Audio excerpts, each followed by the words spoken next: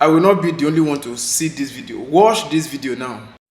Last year, when the Niger State student, the St. Mary student in pupils in Niger State, over 200 were kidnapped. And after a while, the government came out. We all pleaded, we all begged, we all came online and ran, we cried, we asked for help, for people to help, and we called on the government to do their job.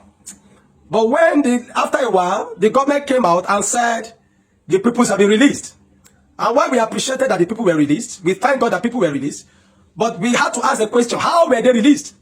Was it by military action? If it was by military action, it means the terrorists were neutralized and we should be able to see their body. Or were they arrested?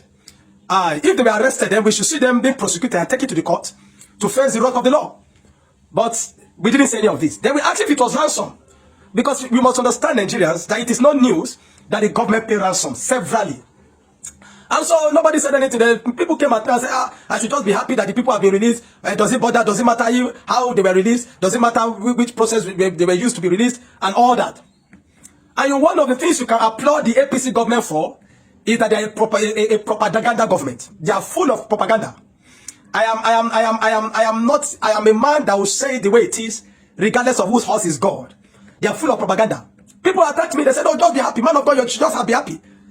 But you see, just yesterday, you see the document behind there. You see it.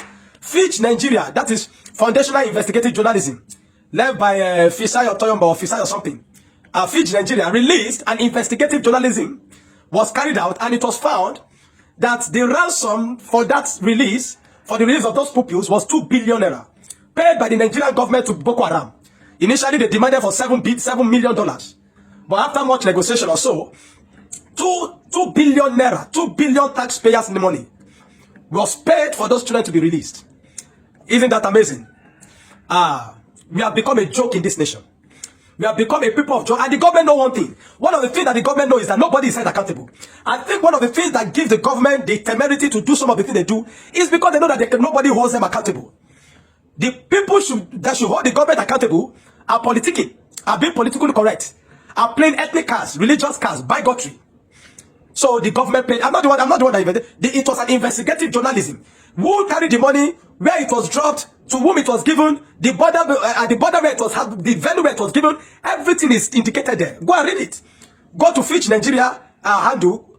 Go and search it. Fisayo's handle is an investigative journalist, and he carried and he published it yesterday. He published it yesterday evening. 2 billion naira was paid.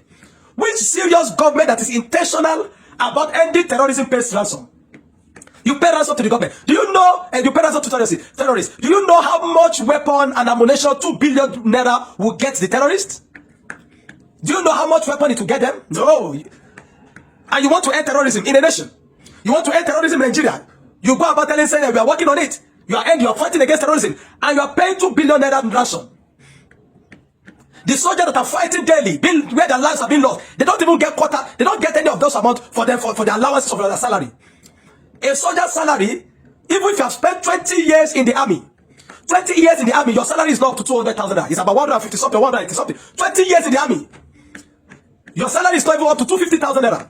But the government can go ahead to pay 2 billion naira to terrorists for the release of those. And I guarantee you, one of the things you must understand that they have paid many money like that. Remember the KB State students that were kidnapped, and just like that we heard that they have been released. How were they released? Was it by military action? So that we can applaud the military men and applaud the government? How were they released? Or was it that the terrorist guys just said, guys, we are time, come and start going? Or was it that the government came and said, boys, how are you doing? How is work over there? Okay, now it's time to release the children. Please release and let them go back home. How were they released? Ransom was paid. I said it. People attacked me last year. When those of St. Mary's children were released, I said it. That these people pay ransom. People were saying, I shouldn't bother. How do you end terrorism when the government keep paying ransom to the terrorists? We're in soup in this nation. 5 things you must understand this morning. Number 1, the mountain in which I'm willing to die on, number 1, is that the insecurity in Nigeria has helped the government.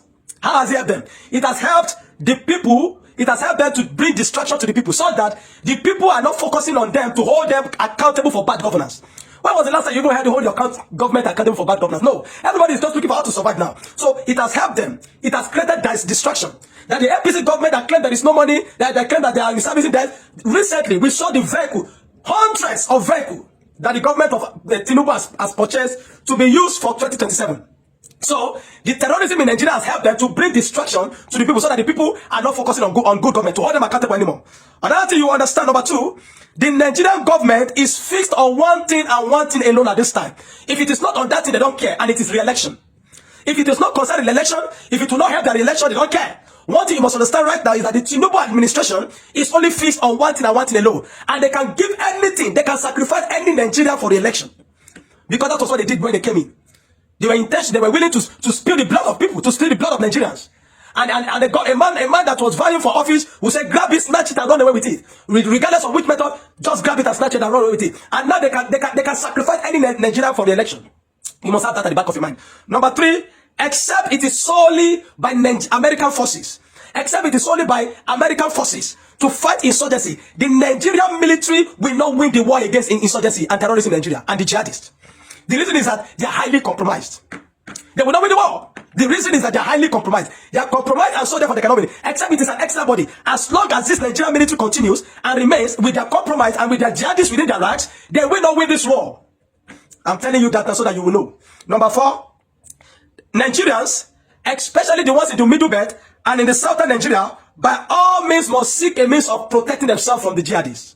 Nigerians in the middle belt of Nigeria, Nigerians in the west of Nigeria, western part of in the southern part of Nigeria, which means the southeast, the southwest, and the south, you must seek a means of protecting yourself. If you depend on the government for protection, I guarantee you, you buy and you buy for nothing. I'm an apostle of Jesus Christ. I bow to no man. I honor men, but I bow to no man. I honor men, but I bow to no man. And I will not be shut up or I will not be cajoled into silence. I'll say it the way it is. Look for means to protect yourself, otherwise you'll die for nothing. The next, finally, get yourself a weapon. I've said this over and over and over again. The religious ones will come and say, I speak too much. I said this and that. I'm an apostle. I shouldn't say that. We'll say that God will punish you. God will punish you. Because you see, 2 days ago,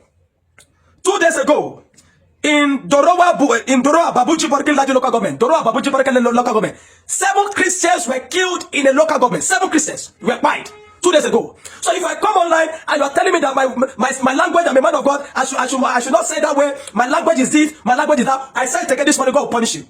Or let me say the way Jesus will say, woe unto you. Because you people are so foolish. You are so foolish that you're not sensitive to what is happening in Nigeria. Get a weapon to defend yourself. 7 men, look at their picture, look at them lying down there. 7 of them, 7 souls, innocent souls, Christians. The genocide by the Fulani jihadists were unalived. And when we keep talking, you think I'm joking, you think I'm wasting my time when I keep talking. God will hold you accountable.